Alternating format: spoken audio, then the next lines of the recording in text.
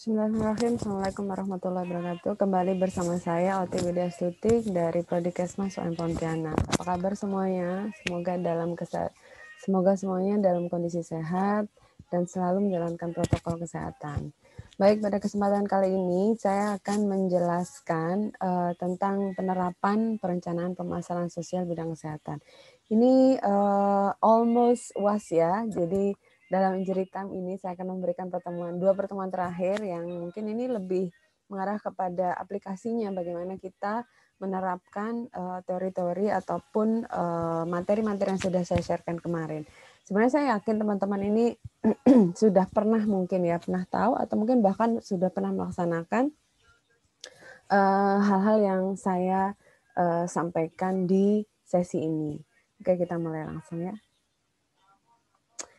Oke, perencanaan pemasaran dalam menerapkan ya, saya rasa ini secara garis besarnya mungkin sama dengan ketika flashback pada saat materi perencanaan pemasaran. Ini saya ambil dari materi perencanaan yang saya pernah sampaikan beberapa waktu lalu.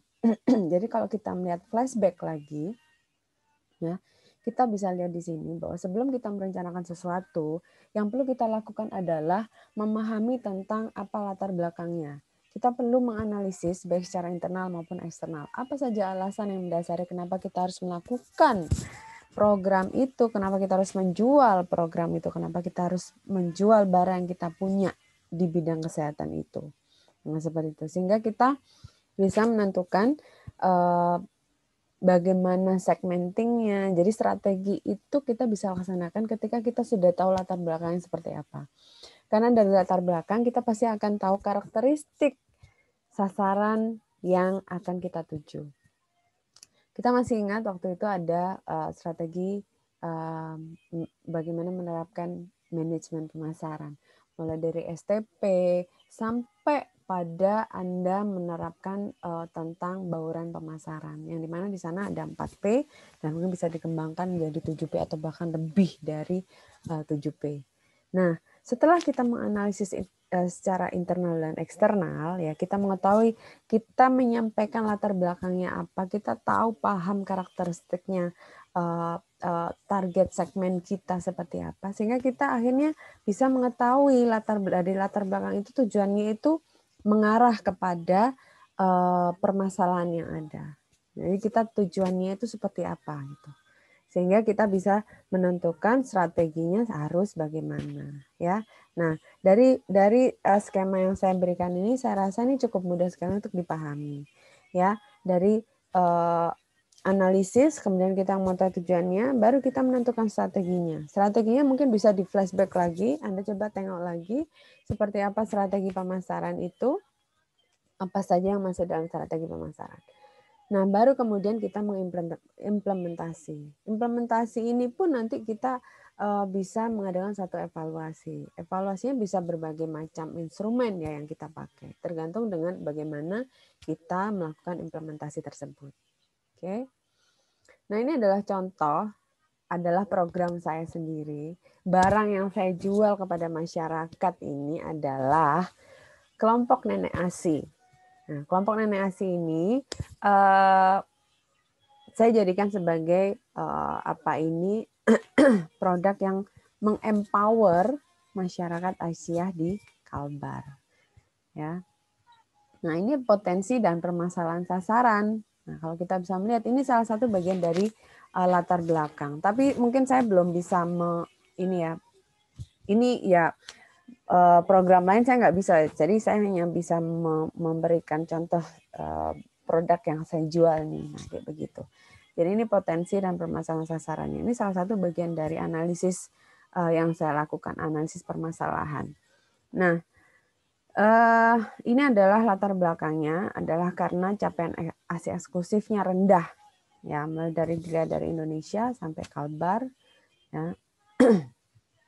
Dan ada dasar hukum yang memang orang masih belum paham benar bahwa ternyata ada landasan hukumnya loh tentang pemberian ASI eksklusif. Jadi sebenarnya kita nggak boleh mangkir karena ada undang-undangnya. Jadi kalau yang menghalangi tentang ASI eksklusif ini ada sanksinya gitu.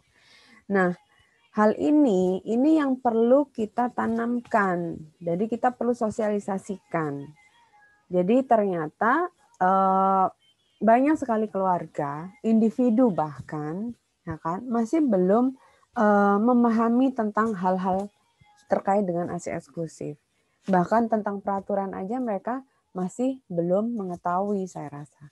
Sehingga di sini ini latar belakang salah satunya adalah perlu diadakannya pemaparan sehingga harus ada peningkatan kognitif, afektif, konatif, ya,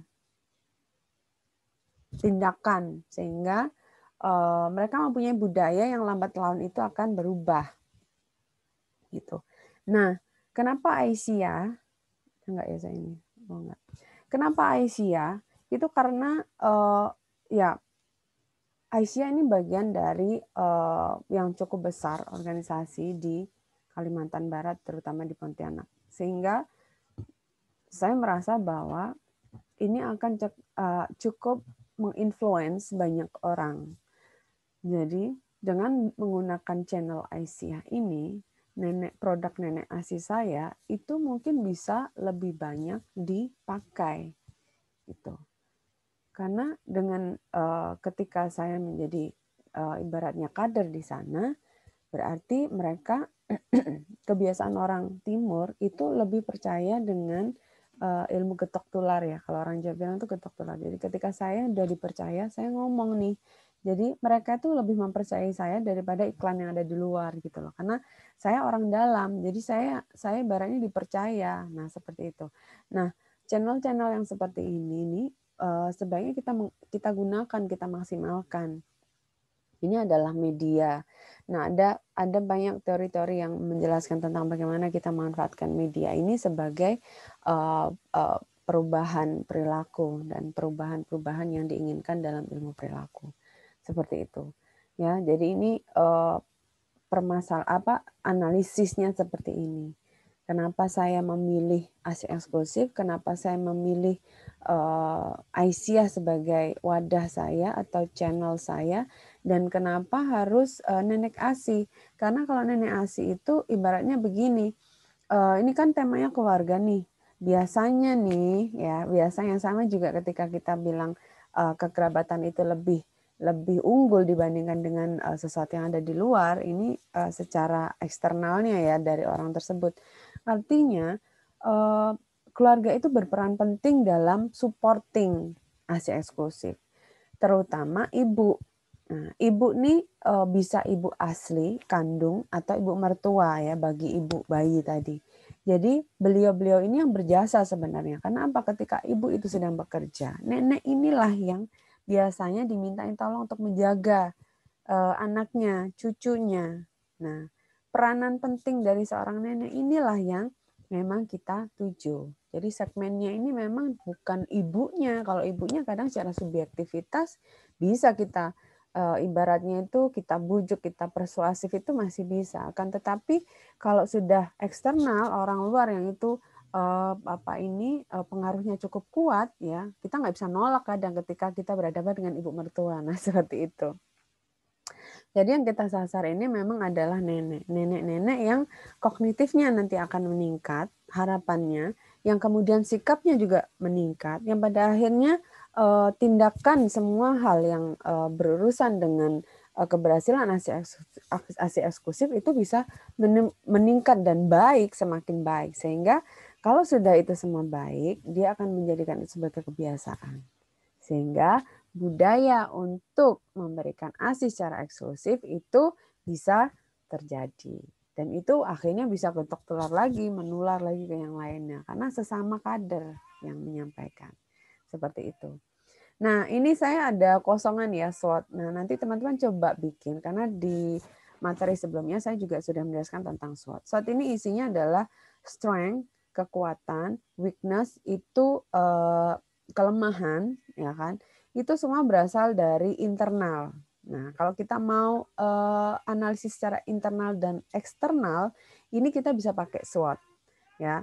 Kemudian opportunity itu adalah apa sih kelebihan dari luar.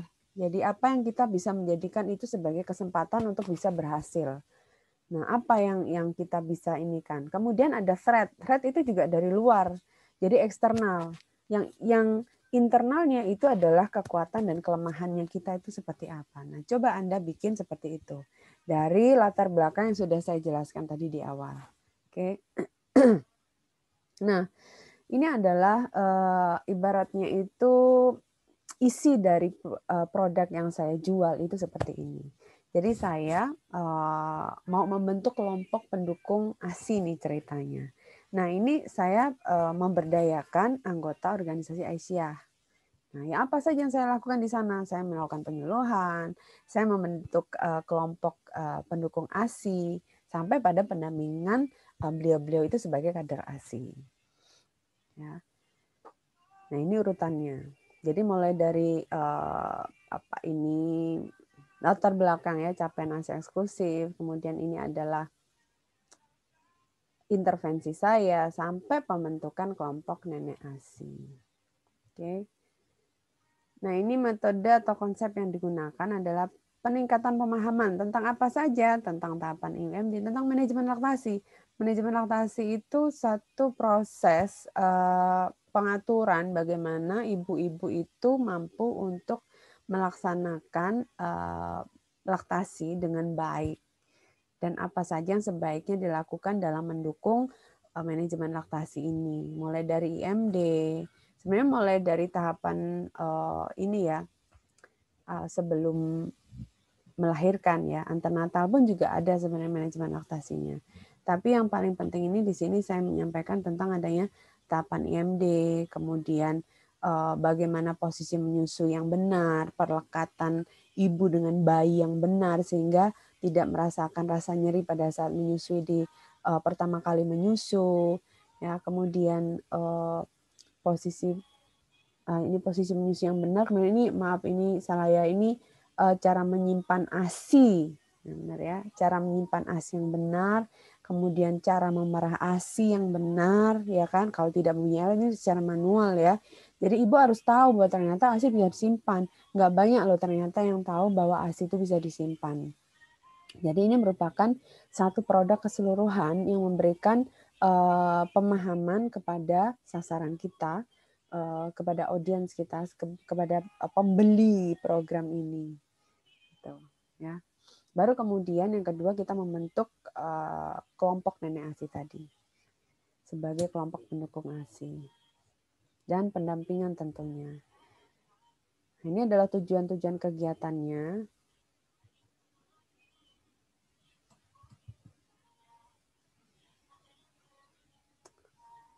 Ya.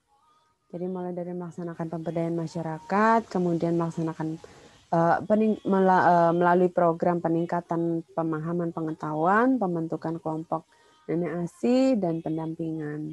Harapannya mereka ini bisa menjadi promotor ASI ke daerah cabang dan ranting. Ya, dan ini metode pelaksanaannya. Ini kurang lebih kayak proposal gitu ya. Jadi kita penerapan perencanaannya itu memang ya proposal. Sama kayak kalau kita demo. Nah, seperti demo kalau kita mau jual barang itu kan kita mendemonstrasikan. Nah, ini sama. Ini kita coba demonstrasikan, simulasikan ini nanti itu seperti apa gitu, ya. Nah, tentang apa ini tentang pembiayaan yang ada di dalam bauran pemasaran, ya kan masih ingat ya, produk, promotion, kemudian apalagi place and price, ya itu sangat penting sekali. Tempatnya juga di mana itu juga menjadi hal yang perlu dipertimbangkan karena biasanya berkaitan dengan pembiayaan, ya. Nah, ini pembiayaan ini juga penting untuk diperhitungkan selalu karena mengingat semua media itu pastinya akan membutuhkan biaya. Meskipun pada akhirnya kadang media-media itu bisa kita carikan sponsor. Nah, untuk sponsor sendiri ya, sponsor sendiri yang mendukung terciptanya produk kita ini itu juga perlu kita buat satu proposal atau satu simulasi produk yang seperti ini dengan baik, yang artinya kita benar-benar memberikan gambaran kepada pihak sponsor itu, kepada siapa sih sebenarnya sasarannya, ini sesuai nggak dengan pemberi dana tadi itu, karena mereka juga butuh promosi di ini adalah channel program kita, itu adalah channel mereka untuk bisa mempromosikan. Nah, kita sama, jadi simbiosis mutualisme. Kita membutuhkan mereka untuk melengkapi sisi price-nya kita dalam bauran pemasaran. Nah, seperti itu. Nah, ini jadwal-jadwal seperti ini juga harus dikondisikan, disesuaikan dengan pihak-pihak sponsor, ya kan, pemberi dana untuk kesuksesan dari penjualan produk kita. Oke, saya rasa itu saja. Saya akan putar ini 2 kali ya dalam sesi, bukan 2 kali sebenarnya, ibaratnya itu 2 sesi itu ini adalah videonya. Nanti akan saya tambahkan mungkin, mudah-mudahan ada bahan materi yang memang bisa melengkapi lebih untuk 2 sesi untuk penerapan perencanaan pemasaran ini. Saya rasa cukup mudah sekali untuk teman-teman. Dan good luck untuk UAS-nya. Oke, saya rasa cukup sekian. Mohon maaf jika ada kekurangan. I'll see you next. Assalamualaikum warahmatullahi wabarakatuh. Bye-bye.